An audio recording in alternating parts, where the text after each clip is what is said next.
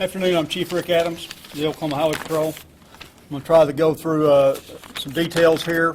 We'll show the video, kind of give you a little bit of what transpired that evening. But first, before I say anything or go any further, I want to say what an amazing privilege it is to be able to lead such a fine organization and to work with such fine professionals that we have standing behind us here. As that this was this entire incident, it was we all worked together. We worked together closely to try to bring it to a conclusion. Reiterate everything that's been already said, and thank you all for your service to this state and to your communities. During this conference, I want to, before I get started off here, going too far into it, give thanks to God that our sheriff is going to be okay. He's a brave man, doing his duty, doing his job. Never knows what you're going to stop out there, and he's recovering in the hospital. He has his undersheriff here today to represent us here today. Appreciate you being here, along with all of our other county partners from around the area there in western Oklahoma and here locally. What I want to show you today at this conference is kind of set the stage for what happened on Sunday out in western Oklahoma. I'm going to also take it down to the end and what ended the rampage of this killer, this murderous individual. What you will see is you're going to get to see the context from a Highway Patrol helicopter that had picked up this image. We'll have a FLIR camera, so just for the context as we go through that, the FLIR doesn't give you television quality picture, but you can get a good sense for it, and especially for the mindset of the individual that our troopers are facing on the roadway out there that evening in the dark. Also, you'll get a chance to see three different ground units actual video. And you'll see some tactics that was deployed during this period of time, which, yes, they're within our policy and we train in order to ensure that our officers survive and that they're ready to take on or confront a situation just like this, that they're equipped and they're prepared for it. First of all, this evening, the evening when this occurred, this call came in at around 2:51 in the afternoon. Troop A Clinton headquarters got this call, the sighting that come in through 911 transfer. Information went out. The calls went into the surrounding areas. The sheriff's offices immediately moved into the area along with the highway patrol that we had in the area. Captain Brad Knighty, which is here today, was the troop commander of that particular area there. He put a plan into place very quickly in order to secure the immediate area down. Passed this information up. Information of a photograph was passed. We felt pretty certain at that time that this is a really high possibility that we had a suspect here. Information through our federal partners was passed. They believe that, yes, it was actually a Mitsubishi Eclipse. Now, whether it was his car or not, we still didn't know.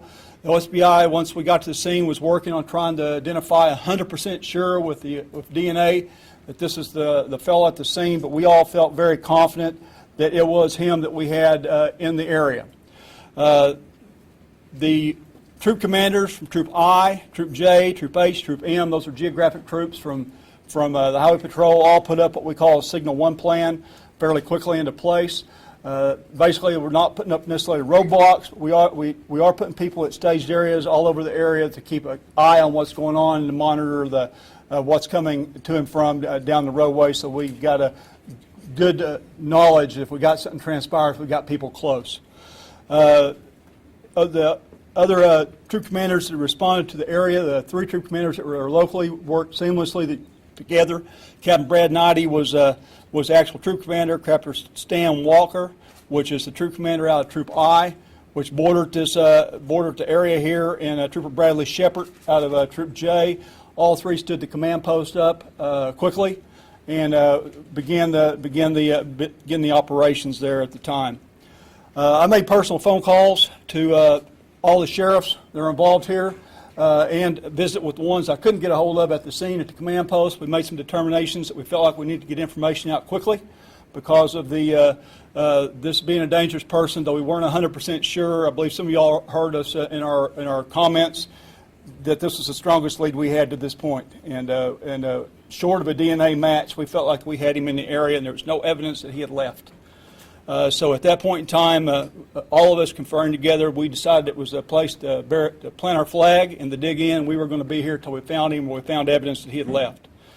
At this point in time, the net went up. We started securing assets from around the state. We had an outer perimeter set that was set by our command staff back here in the Oklahoma City area, and it went up fairly quickly. And we even had units as far back as toward the border of Oklahoma, the Oklahoma Troop A area, that was being monitoring traffic, or a possibility of somebody that might have slipped by. At approximately 9:47 in the afternoon, we get our first notification, and we'll use these approximate times.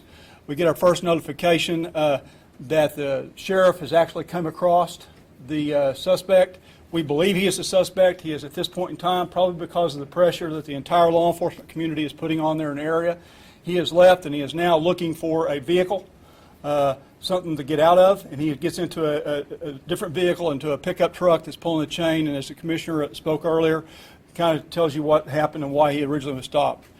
The sheriff was able to get rounds returned, and was able to get a call out for assistance to let everybody know that he had just been shot, and that the suspect vehicle description. Just minutes later, our Highway Patrol helicopter picked this vehicle up on a county road, and with the FLIR was able to locate it. At that point in time, we started moving assets in to try to surround him, and actually set a roadblock up.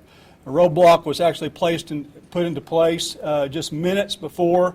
This is what you're going to see on the tape. The roadblock goes in just minutes before the suspect gets there, as he's traveling southbound down a roadway. Just minutes before he gets to the roadblock, there are rounds exchanged at the roadblock.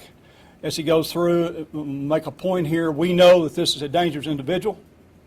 This is a killer that's killed his own family. This is a person that's injured law enforcement officers, and he's just shot another police officer. We have every reason to believe at this point in time that deadly force is authorized if we cannot bring him down peacefully, and he's had every opportunity at this point to surrender peacefully. He runs this roadblock, runs to the roadblock. Our troopers continue to pursue. At the point, and I'll set the video up here. And at the end of this, I'm also going to give the names of our troopers that were involved in this shooting, so that y'all have that up front.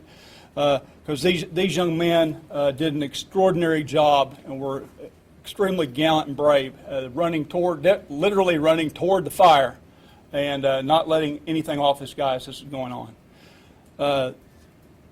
At the particular time that this occurred, the vehicle at this point in time is heading down the roadway. You will see on the tape where he slows because they are exchanging rounds. It's hard to tell from the television, from the camera, from the bird, from this particular type of FLIR, but you'll be able to see some of those rounds exchanging. You'll be able to see some debris coming off of the cars. The vehicle will stop. There'll be more rounds exchanged, and then you'll see it'll start rolling backwards. This individual actually got out of his vehicle, got in front of his car, let the vehicle roll backward toward the officers that are stopped shooting at him, and advanced on it using the vehicle for cover like if it was a tank. This man had every intention of taking officers with him. They found some young men at the roadblock that had a mindset that they had switched from the guardian to the warrior at this point, and they did not give up.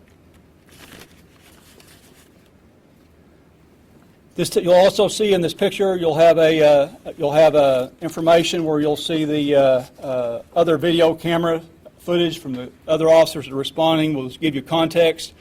Each of these camera shots will show you from the beginning about the same point. It'll start at about the same point, and it'll end about the same point, so that you don't get the whole period, but it'll get everything kind of shooting in the context that it went down in. And it'll give that, of course, OHP aircraft piece. And I'll give a little bit while we go through it. All the folks that were behind us here, we talk about the cooperation that went on there. It's so important that we have our business cards and we have numbers loaded before you have an incident like this happen. I believe we all talked, everybody in here talked at one point in time during this physically on the phone, and weren't exchanging emails. So that's an important point that you have when you're out here dealing with a situation like this. Setting this up like this, we'll begin by rolling the video, and we'll be followed right after the video is done. Captain Suggs will come forward. He is the commander of my Troop Z investigative unit, and he'll come forward and he will answer questions after the video is over with, what he can. Please understand that we are not complete with this investigation. We're coming out with a lot of this early, and we're being obviously completely and totally transparent.